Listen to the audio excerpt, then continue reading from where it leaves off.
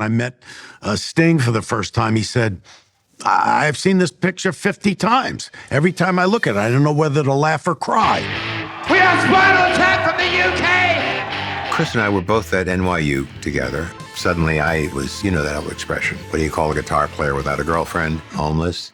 And I moved into Chris's apartment, and I was his roommate for a while. Let's talk a little bit about the history of the group. We rolled into playing some songs for each other and then writing some songs together. Michael came into my life when he was a member of the group that I was in called The Credibility Gap. We did comedy sketches together. In 1978, Rob Reiner was doing this special called The TV Show.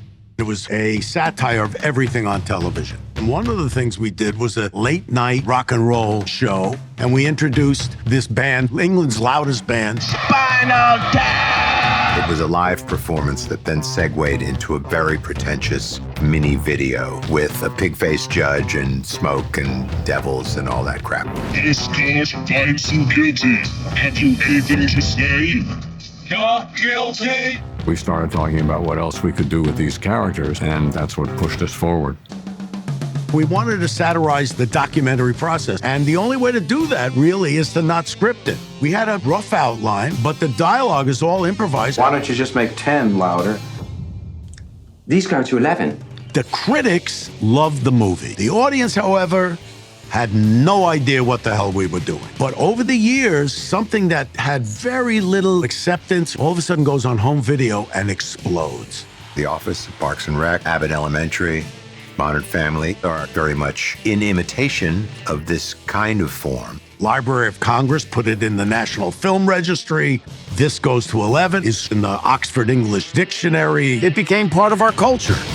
Hi, I'm Marty DeBerge. In Spinal Tap II, Spinal Tap is resurrected. The first order of business, track down Nigel, David, and Derek. David does soundscape designs for podcasts. It was a day like any other.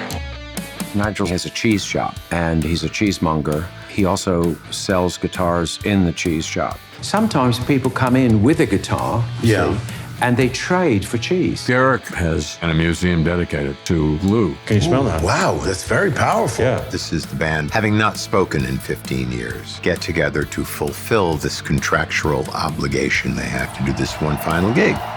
And we bring a lot of angst with us. Is it like this all the time? We have actual rock stars in the movie. So we've got Elton John and Paul McCartney. Paul's funny and I think has a sense of humor. Otherwise, I don't think he would have been doing this. A pink torpedo. That's literature. Yeah. Sir Elton was a delightful surprise. You know about this band? Or? Yeah, I knew about the band. The relationship has not changed. It's right back where it was. Be honest, how does it look? We have the same sensibility that we did a long time ago. Chris Guest calls it schnadeling. We schnadeled with each other. And the minute the four of us got together, we started schnadeling. We are Spinal Tap! We'll go back in time to that mystic land.